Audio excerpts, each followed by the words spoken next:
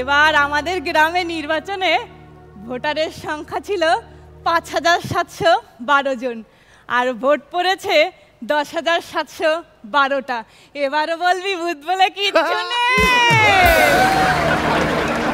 আমাদের গেস্টের জন্য চমক থাকছে। ভূত বিশ্বাস করেন আপনারা? কি বিশ্বাস করেন না? আচ্ছা দেখান, দেখলে দেখি বিশ্বাস হয় কিনা। ওকে ওকে, একটা কিছু হতে বিশ্বাস চলেছে। করেন, হ্যাঁ। পরিবেশটা থমথমে, কিছু একটা হতে চলেছে। আসছে খুলনা থেকে রাইসা সুলতানা।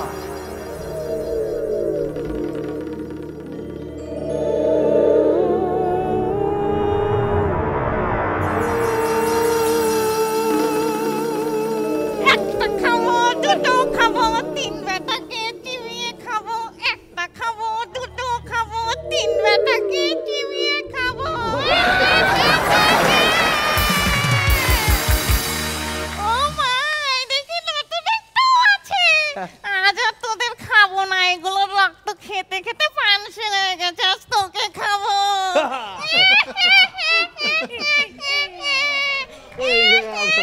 আমি ভয় পাই, আমি ভয় পাই। কি রে রনি, তুই এখনো ভালো হলি রে? আজ যদি এলিমিনেট হই, সবগুলোর ঘাড় মটকে খাবো।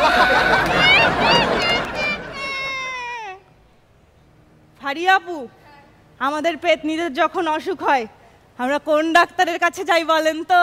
কোন ডাক্তারের কাছে? গাইনিকোলজিস্ট।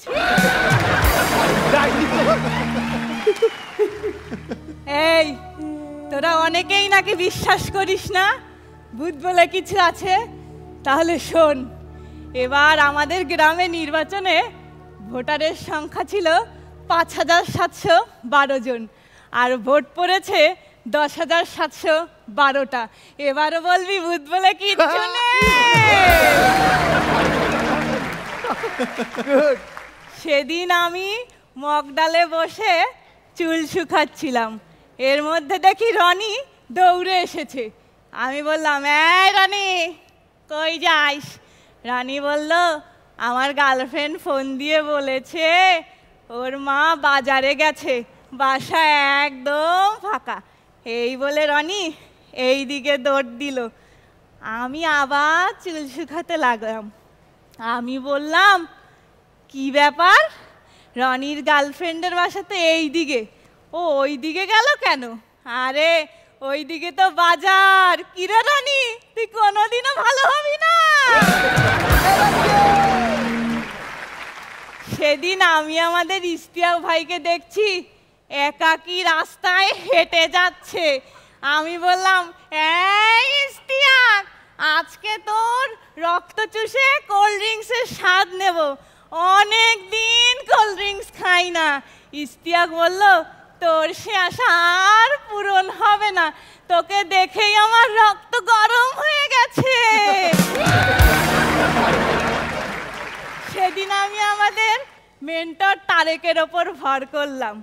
কবিরাজ তারিকের পুরো শরীরে সর্ষের তেল মেখে ওকে বুট করে দিল।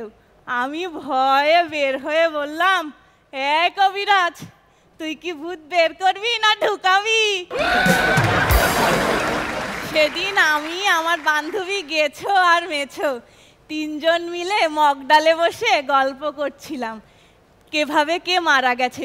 গেছো বলল ও ওর ভালোবাসার মানুষকে না পেয়ে আত্মহত্যা করেছে। মেছো বলল ও অবাক হয়ে মারা গেছে। আমি বললাম আমি ঠান্ডায় মারা গেছি। মেছোকে জিজ্ঞেস করলাম, তুই অবাক হয়ে কিভাবে মারা গেলি? মেছো বলল, আমি আমার স্বামীকে অনেক সন্দেহ করতাম। একদিন বাড়ির বাইরে থেকে লুকিয়ে লুকিয়ে দেখছিলাম এক সুন্দরী মেয়ে বাড়ির ভেতর ঢুকলো। আমি সাথে সাথে জানলা দরজা সব বন্ধ করে দিলাম। মেয়েটাকে তন্ন তন্ন করে খুঁজলাম। এমন জলজান্ত একটা মানুষ কোথায় হাওয়ায় মিশে গেল, এই ভেবে আমি অবাক হয়ে মারা গেলাম। আমি বললাম, আরে মেছো, সেদিন যদি ডিপ ফ্রিজটা খুলে দেখতি তাহলে আজ তুইও মরতি না, আমিও মরতাম না। ভূত হলেও আমার রুচি অনেক ভালো, আমার আমার অনেক দিনের স্বপ্ন ছিল ড্যাশিং হিরো আমিন খানের ওপর ভর করব, কিন্তু সাহসে কুলোলো না, কারণ আমরা ভূতরা তো আগুন ভয় পাই, আর ড্যাশিং হিরো আমিন খান তো পোলাতো না এসে যে আগুনেরই গোলা রে, পোলাতো না এসে যে আগুনেরই গোলা। তবে যাওয়ার আগে একটা কথা বলে যাই, আমি অনেক মানব শরীর দেখেছি যাদের আত্মা নেই, আবার এমন অনেক আত্মা দেখেছি যাদের শরীর নেই। তাই মেরুদণ্ডহীন মানুষের মতো লাশের মতো বেঁচে না থেকে সত্যিকারের মানুষ হয়ে বাঁচতে শিখুন, না হলে অন্যরা আপনাকে দেখিয়ে বলবে অদ্ভুত। অদ্ভুত। ওকে,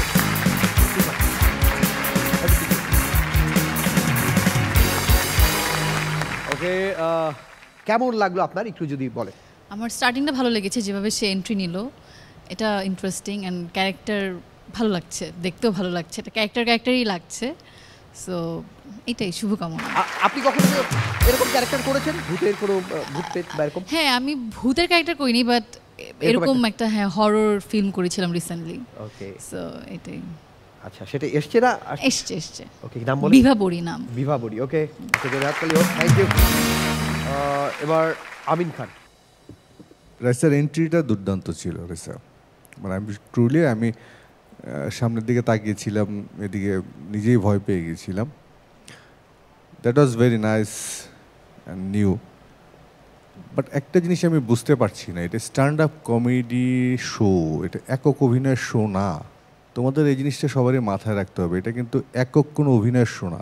এখানে অভিনয় দক্ষতা দেখানোর জন্য এই শো অ্যাজ না, এখানে তোমাকে স্ট্যান্ড আপ কমেডি করতে হবে, মানুষ যেন হাসে, ছোট ছোট পাঞ্চ থাকে, সেটা তুমি যে ক্যারেক্টারের মাধ্যমেই নিয়ে আসো না কেন। এইটার থিমটা কে চুজ করেছে আই ডোন্ট নো, তবে এই ব্যাপারে স্টেজে আমি এর আগেও বলেছি, একই জিনিস বলি, 5th রাউন্ডে এসে এভাবে রিস্ক নেওয়াটা ঠিক না, অবশ্যই ঠিক না 5th রাউন্ডে এসে, কারণ এই রাউন্ড পর্যন্ত আসতে কিন্তু অনেকের প্রচণ্ড পরিশ্রম, দীর্ঘ 30-35 দিন অমানবিক পরিশ্রম গিয়েছে কিন্তু প্রত্যেকটা পারফর্মারের, গ্রুমারদের সবাইকে। এভাবে রিস্ক নেওয়াটা ঠিক না। এর চেয়ে আমি আর বেশি কিছু বলতে পারছি না। ওকে, শবনম ফারিয়া। রাইসা, তুমি অনেক ভালো পারফর্মার, তোমাকে নিয়ে মানে তুমি যখন প্রথম এসছো তখন আমার মনে হতো যে আমি টপ 6-এ হয়তো তোমাকে দেখতে পারবো, আমার এরকম তোমার প্রতি এক্সপেকটেশন ছিল, কিন্তু এটা রাইসা সুলভ পারফরমেন্স ছিল না। তোমাকে দেখতে ভীষণ ভালো লাগছে, এন্ট্রি ওয়াজ ওয়ান্ডারফুল, তুমি যখন এখানে এসে দাঁড়িয়েছো আমি আরও খুশি হয়ে গেছি। শো শুরুর আগে আমি সাদিয়া যখন এসছে গেস্ট, আমি ওকে বলছিলাম যে সাদিয়া হেসে কুল পাবা না, আমাদের পারফর্মাররা এরকম এই সেই, আমি অনেক ওকে হাই হোপ দিয়েছি। এখন ওর কথা আমি কি বলবো, আমি নিজেই ডিসঅ্যাপয়েন্টেড। আর এই এত দূর এসছো মানে কি, তুমি হাজার হাজার মানুষের থেকে তুমি ভালো পারফর্মার দেখে এখন তুমি টপ 16-এ, এটা টপ 16 সুলভ ছিল না, পারফরমেন্স ছিল না।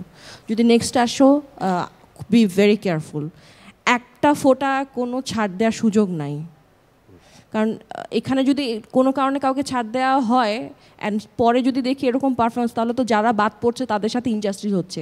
অনেক ভালো ভালো পারফর্মার আমাদের বাদ পড়েছে, তাদেরকে বাদ দিয়ে তো তুমি এখানে এসছো, তাই না? সো এরকম be very careful. Best of luck. Tushar খান।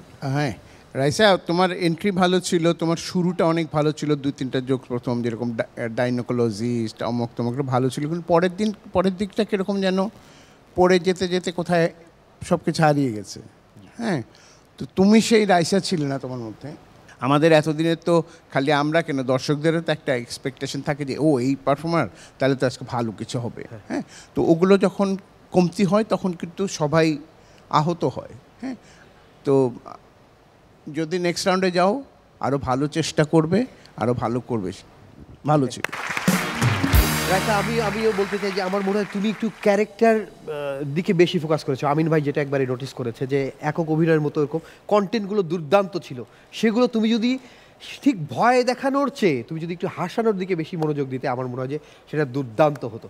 যখন যা করেছে তারপরেও আমি শুধু বলতে চাই যে তারপরেও আমি তো তাকে নিয়ে অনেক কবিতা বলেছি, আজকে শুধু বলতে চাই অশরীরী আত্মাকে আমি সত্যি সত্যি অনেক ভালোবাসি।